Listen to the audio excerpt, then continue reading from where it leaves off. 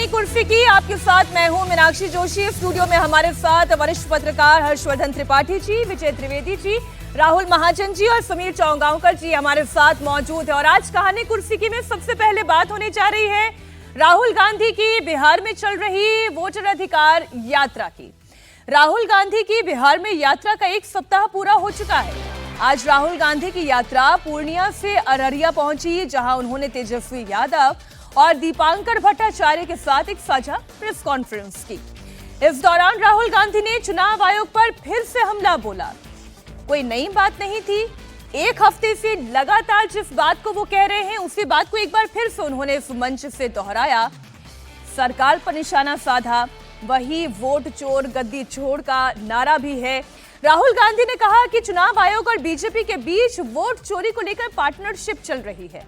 चुनाव आयोग बीजेपी के एजेंट की तरह काम कर रहा है, लेकिन हम बिहार में वोट चोरी नहीं होने देंगे। बात राहुल गांधी कह रहे हैं। 1 सप्ताह पूरा हो चुका है। अगले 1 हफ्ते के अंदर यानी कि 1 सितंबर को चुनाव आयोग की लिस्ट आ जाएगी। नवंबर के महीने में चुनाव होने जा रहे हैं। जितनी भी लड़ाई है इस वोटर लिस्ट को लेकर है, वोट चोरी को लेकर है, क्या कुछ बदलेगा? क्या इसका कोई इम्पैक्ट होगा? धरातल पर जो आम मतदाता है वो इस वोट चोरी के नारे को किस तरीके से ले रहा है, हर पहलू पर हम करेंगे विस्तार से चर्चा कहानी कुर्सी की में। लेकिन सबसे पहले आप सुनिए राहुल गांधी ने अररिया में इस पार्टनरशिप को लेकर क्या कहा।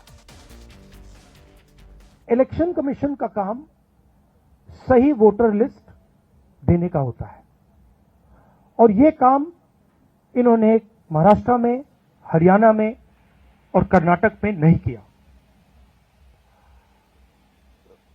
हमारा पूरा का पूरा प्रेशर इलेक्शन कमीशन का जो बिहेवियर है उसको बदलने के लिए है और हम छोड़ेंगे नहीं।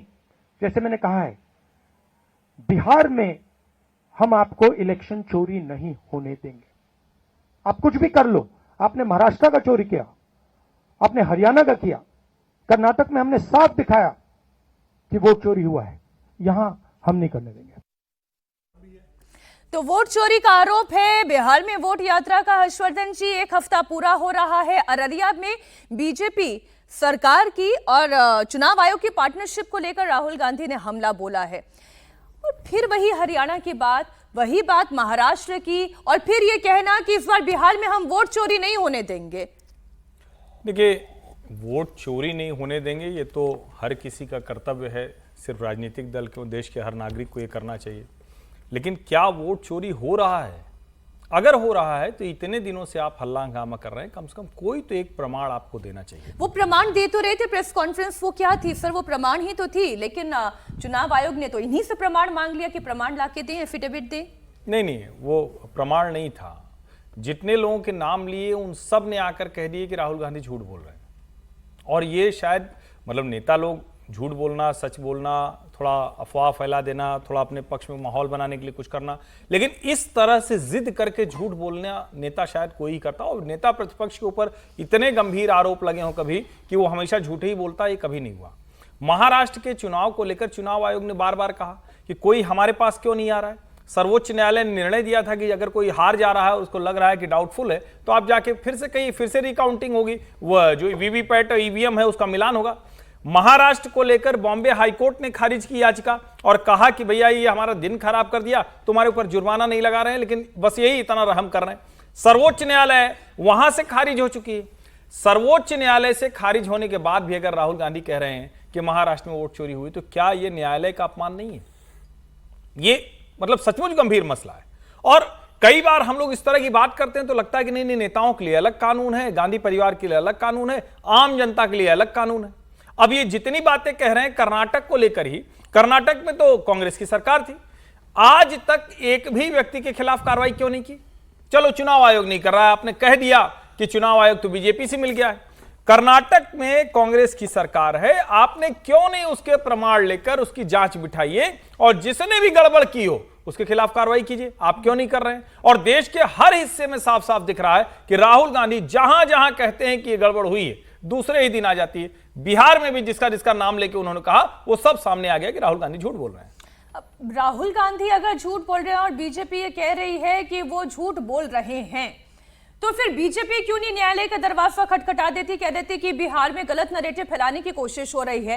ये प्रश्न भी उठाया गया। एक जो इस मंच से राहुल गांधी ने और आरोप लगाया, वो भी जरा दर्शकों के सामने रख दें, फिर इस चर्चा को और आगे बढ़ाएंगे। मैं प्रेस कॉन्फ्रेंस कर रहा था,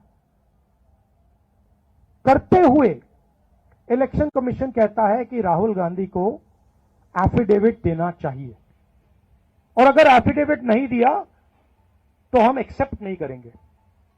कुछ दिन बाद सरकार के अनुराग ठाकुर जी वैसा ही प्रेस कॉन्फ्रेंस करते हैं,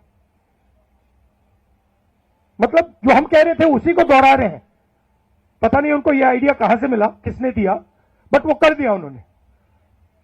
मगर चुनाव आयोग उनसे एफिडेविट नहीं मांगता है। क्लियरली पता है, मीडिया को मालूम है कि ये इलेक्शन कमीशन किसके साथ खड़ा है। अगर ये न्यूट्रल होते तो एकदम अनुराग ठाकुर को एफिडेविट जाता, कहते कि एफिडेविट दो, तो ये न्यूट्रल नहीं है। अब विजय जी, ये जो बात राहुल गांधी कह रहे हैं अनुराग ठाकुर को लेकर, वो ये बात कह रहे हैं, अब इस बात का मुझे परिप्रेक्ष्य समझ में इसलिए नहीं आ रहा है कि आरोप राहुल गांधी लगा रहे हैं, आरोप बीजेपी भी लगा रही है, लेकिन कोर्ट दोनों में से कोई नहीं जा रहा है और चुनाव आयोग के पास ये सारा मसला है। और चुनाव आयोग ये कह रहा है कि हम तो अपना वोटर लिस्ट रिवीजन का काम कर रहे हैं, 1 सितंबर तक नई लिस्ट आ जाएगी, चुनाव उस लिस्ट के बिहाफ पर होगा। आपका सवाल बहुत वाजिब, लेकिन कोर्ट जाने की क्या जरूरत है? कोर्ट में परसेप्शन थोड़ी बनता है, परसेप्शन सड़क पर बनता है, लोगों के साथ बनता है। आप 10 बार बोलिए, हर्षवर्धन जी 25 बार कहते रहेंगे नहीं वो झूठ बोल रहे, उससे क्या? वो जब वहां सड़क पर जाकर हर दिन एक बात कह रहे हैं, हर दिन एक प्रेस कॉन्फ्रेंस कर रहे हैं, तो उससे परसेप्शन बन रहा है। अब कितना बन रहा है ये भी नहीं कह सकते, वो तो बाद में पता पड़ेगा कि कितना परसेप्शन बन रहा है, तब समझ में आएगा। लेकिन उस नतीजे पर भी तो विश्वास कम ही होगा फिर। वो तो खैर चलता रहता है। पॉलिटिकल आरोप जो है ना, मैं उनके आरोपों को, किसी के भी आरोपों को बहुत सीरियसली नहीं लेता। वो सब लोग अपने अपने परसेप्शन के लिए बात करते हैं। लेकिन उनकी एक बात तो वाजिब है कि यदि इलेक्शन कमीशन राहुल गांधी जी से एफिडेविट मांगता है तो अनुराग ठाकुर से भी मांगना चाहिए था उन्हें, एक ही ग्राउंड पर, ठीक है, लेकिन नहीं मांगा। अब वो इलेक्शन कमीशन को देखना कि क्या हो रहा है क्या नहीं हो रहा।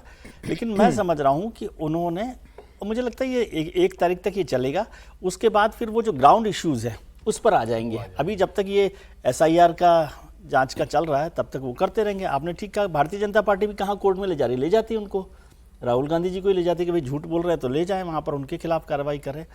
तो पॉलिटिकल पार्टी जानते हैं कि इलेक्शन का वहाँ पर सुप्रीम कोर्ट में, हाई कोर्ट में क्या होना है। हाई कोर्ट, सुप्रीम कोर्ट में आप जाते हो स्पेसिफिक किसी चीज़ के न्याय के लिए, वो है ही नहीं, उसकी ज़रूरत नहीं है ना वहाँ पर।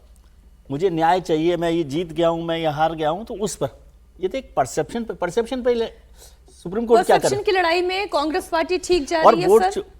मेरे ख्याल से ठीक जा रही है, ठीक जा रही है। और मतलब वो सही कर रही है नहीं कर रही है, दो अलग अलग बातें। वो उनका परसेप्शन क्या वो जनता के बीच में रख पा रही है? वो रख पा रही है, वो रख पा रही है। लेकिन किरण रिजिजू ये कह रहे हैं कि राहुल गांधी की बातों से कांग्रेस के ही कई नेता इत्तेफाक नहीं रख रहे हैं, इसलिए राहुल गांधी की हाँ में बस उन्हें हाँ मिलानी पड़ रही है।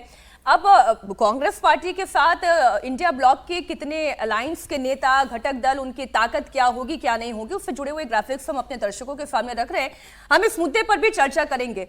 लेकिन राहुल गांधी के साथ कितने लोग खड़े हुए हैं, उनकी पार्टी में क्या एक राय है, क्या सहमति है, इसे लेकर भी कुछ प्रश्न है। किरण रिजिजू का यह बयान भी हम जरा आपको सुनाते हैं और फिर इस पर भी चर्चा करते हैं। मेरे ख्याल से Rahul Gandhi ji leader of opposition है, मैं उसको क्रिटिसाइज करना नहीं चाहता हूं, लेकिन जब प्रधानमंत्री को चोर बोलते हैं, सुप्रीम कोर्ट ने इतना डांट लगाया कि तुम प्रधानमंत्री को चौकीदार चोर बोला, इतना डांट लगाया। राफेल को लेकर के नाप सना बातें की, सुप्रीम कोर्ट ने राहुल गांधी जी को डांट लगाया। फिर चाइना ने इतना जमीन ऑक्युपाई किया करके झूठ बोलते हैं, सुप्रीम कोर्ट ने फिर डांट लगाया। आप एक भारतीय होने के नाते इंडियन जैसे बात करो, फिर भी सुनते ही नहीं है। अब राहुल गांधी नहीं सुधर सकते अपने आप को, तो मैं कौन होता हूं उसको सुधारने वाला? मेरा तो बात सुनेंगे ही नहीं, उनके लोगों का बात नहीं सुनता है। और राहुल गांधी कुछ बोलता है, उसके सारे MP बहुत ही अनकंफर्टेबल हो जाते हैं, क्योंकि वो डरते हैं ना कि अनाप शनाप बातें करेंगे, फिर उसका खामियाजा तो पार्टी को भुगतना पड़ता है, तो उनका नुकसान है। राहुल जी, कौन कंफर्टेबल हो रहा है और कौन अनकंफर्टेबल हो रहा है? ये जो वोट चोरी की चर्चा है, इसमें किसका पर्चा भारी पड़ रहा है? देखिए, जैसे कि अभी बात हो रही थी, परसेप्शन की लड़ाई है राजनीति, और परसेप्शन जो क्रिएट हो रहा है वो राहुल गांधी जो ग्राउंड पे क्रिएट कर रहे हैं परसेप्शन, कोशिश कर रहे हैं कि वो परसेप्शन ये क्रिएट हो कि भाई इलेक्शन कमीशन सही से काम नहीं कर रहा या न्यूट्रल नहीं है, इलेक्शन कमीशन बीजेपी के साथ मिला हुआ है। अब उन्होंने एक मुद्दा तो खड़ा कर ही दिया है, अब बात ये थी कि इसको इफेक्टिवली जो है आपको काउंटर करना चाहिए था। मुझे नहीं लगता इलेक्शन कमीशन जो अपनी प्रेस कॉन्फ्रेंस है उसमें इसे इफेक्टिवली काउंटर कर पाए, उससे कई सवाल और खड़े हुए और ये चर्चा और आगे बढ़ गई।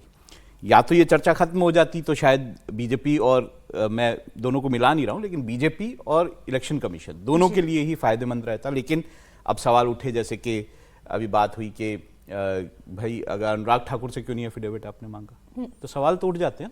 लेकिन सवाल तो ये भी है ना कि महाराष्ट्र के मुद्दे पर कोर्ट का क्या फैसला था? सही गलत की बात ही नहीं हो रही है। अच्छा, सही परसेप्शन की बात हो रही है, यही हमने कहा है, सही गलत यहाँ की बात ही परसेप्शन नहीं। की बात हो रही है। परसेप्शन क्या बिहार में सब कुछ ठीक है, सारी सड़कें ठीक है, इंडस्ट्री आ गई है, क्या सब लोग खुश हैं? लेकिन परसेप्शन के नाम पे ही चुनाव लड़ा जा रहा है ना। इस बात पे तो चुनाव नहीं लड़ा जा रहा कि अच्छा बिहार जो है शाइनिंग बिहार हो गया। तो वो परसेप्शन, मैं वही बात कर रहा हूं आपको, परसेप्शन क्या लोगों के बीच में जाता है ये चुनावों की दिशा तय करता है। और अगर ये परसेप्शन की जंग जो है उसमें अगर पोटेंशियल नहीं दिख रहा होता तो अखिलेश यादव क्यों बिहार जा रहे होते, स्टैलिन क्यों बिहार जा रहे होते? उनको पोटेंशियल दिख रहा है इसमें, इस पूरी इसमें। तो सही गलत बिल्कुल राजनीति में आप अलग छोड़ दीजिए, सही गलत की बात ही नहीं है, यहाँ परसेप्शन की बात है जो राहुल गांधी क्रिएट करने की कोशिश कर रहे हैं, लोगों के मन में एक डाउट क्रिएट करने की कोशिश। तो विजय जी कह रहे हैं और जो राहुल जी कह रहे हैं, समीर जी, कि जो डाउट राहुल गांधी चाहते हैं कि जनता के मन में आए, वो डाउट क्या जनता के मन में आ रहा है? वो तो वहां पे ग्राउंड पे जो लोग रिपोर्टिंग कर रहे हैं वो ज्यादा बेहतर बता सकते हैं। यहाँ स्टूडियो में खड़े होकर मेरा कुछ कहना तो ठीक नहीं रहेगा, वो वोटों में रिफ्लेक्ट भी होगा जो सही है गलत है। लेकिन ये महाराष्ट्र की बात हो गई, हरियाणा की बात हो गई, 2024 के चुनाव को लेकर उन्होंने, मैं पुराना बयान याद दिला रही हूं कि उन्होंने 15 सीटों की फिर 25 सीटों की बात कह दी थी। और अब एक जुगलबंदी यहां पर जो दिखाई दे रही है तेजस्वी यादव और राहुल गांधी में, एक कह रहा है कि मैं आपको प्रधानमंत्री बनवा दूंगा, एक जो है कोशिश में है कि अगला व्यक्ति जो है वो सीएम बन जाए। ये जुगलबंदी, ये परसेप्शन, ये नरेटिव और बार बार असर्शन इसके ऊपर, ये कितना काम कर रहा है? देखिए, राहुल गांधी एक पहले नेता नहीं है जो जनता के बीच में परसेप्शन को लेकर जा रहे हैं बनाने के लिए। अरविंद केजरीवाल ने भी क्या किया था, जब अरविंद केजरीवाल को लिकर स्कैम में, करप्शन के आरोप में जेल हुई, अरविंद केजरीवाल ने इस्तीफा नहीं दिया। अरविंद केजरीवाल ने कहा मैं जनता की अदालत में जाऊंगा। लोकसभा चुनाव में उनको बेल मिली चुनाव प्रचार करने के लिए। उन्होंने दिल्ली की जनता से कहा कि अगर आप चाहते हो कि मैं जेल वापस न जाऊं, मेरे पे गलत चार्ज लगे, तो आप 7 सीटें कांग्रेस और हमारे गठबंधन को जिता देना। जनता ने क्या किया? परसेप्शन में एक भी सीट नहीं दी दोनों गठबंधनों को। उसके बाद अरविंद केजरीवाल जेल चले जाते हैं और इस्तीफा नहीं देते कि मेरे खिलाफ गलत है, मैं चुनाव प्रचार में जाऊंगा, जनता के बीच लेके जाऊंगा, परसेप्शन जनता में जाएगा कि मेरे खिलाफ ईडी ने गलत कार्रवाई की। चुनाव परिणाम आता है, क्या होता है? अरविंद केजरीवाल खुद चुनाव हारते हैं, मनीष सिसोदिया को अपनी सीट बदलनी पड़ती है जीतने के लिए, उसके बाद भी वो चुनाव हारते हैं और सत्ता से वो बाहर हो जाते हैं। तो जनता में परसेप्शन की अगर बात राहुल गांधी कर रहे हैं तो इसके लिए बहुत लंबा इंतजार राहुल गांधी को नहीं करना पड़ेगा ना। सितंबर एंड में अधिसूचना जारी होगी, अक्टूबर में चुनाव है, नवंबर फर्स्ट वीक में परिणाम आ जाएंगे। इस बार पता पड़ जाएगा कि दिवाली असली किसकी दिवाली बन रही है। राहुल गांधी लगातार महाराष्ट्र में आपने लोकसभा चुनाव के पहले और उत्तर प्रदेश में जिस तरह के संविधान बदलने का जिक्र किया, जनता के बीच में एक भ्रम पैदा करने की कोशिश की, उसको आपको तात्कालिक लाभ मिला। लेकिन उसके बाद विधानसभा चुनाव महाराष्ट्र में क्या हुआ? लोकसभा में तो आप जनता को बेवकूफ बना दिया। काट की आंटी एक ही बार चलती है ना। लोग एक बार आपके भ्रम में आ गए, दूसरी बार लोगों को समझ में आ गया कि ये जो बात बोल रहे हैं ये सत्यता और तथ्य से पूरी तरह परे है। राहुल गांधी झूठ बोल रहे हैं। और इसलिए महाराष्ट्र की जनता ने जब विधानसभा चुनाव हुआ, भरकर भारतीय जनता पार्टी को वोट दिए, भरकर एकनाथ शिंदे को वोट दिए। तो मुझे लग रहा है कि राहुल गांधी अब एक ही बस एजेंडा लेकर चल रहे हैं कि चुनाव आयोग को लेकर वोट चोरी की बात है तो चुनाव आयोग ने कहा है ना कि 65 लाख लोगों का डाटा हमने जारी कर दिया है। आपके पास बीएलए की टीम है। अभी सुप्रीम कोर्ट ने कल फटकार लगाई है कि भाई राजनीतिक दल, 12 राजनीतिक दल में से सिर्फ 3 दलों के रिप्रेजेंटेटिव सुप्रीम कोर्ट में उपस्थित हो रहे हैं। जी। कोई वहां उपस्थित नहीं है। कपिल सिब्बल और अभिषेक मनु सिंघवी ने पूछा कि भाई बाकी राजनीतिक दल के कार्यकर्ता कहां पर है इस समय जब इतनी बड़ी सुनवाई यहां पर हो रही है। तो सुप्रीम कोर्ट में आपको बात रखने नहीं जाना है। जनता के बीच आपको सिर्फ यह कहना है कि वोट चोरी हो रहा है, तो जनता भी जानते हो जिन वोट चोरी के सबूत लेकर आप आते हो कि जो मर गए हैं उनके साथ में चाय पी रहा हूं, वो सब बताते कि हमारे वोट है। एक भी जो आप सबूत लेकर आए हो ये भी बता दीजिए कि राहुल गांधी क्या उस पर खरे उतरे।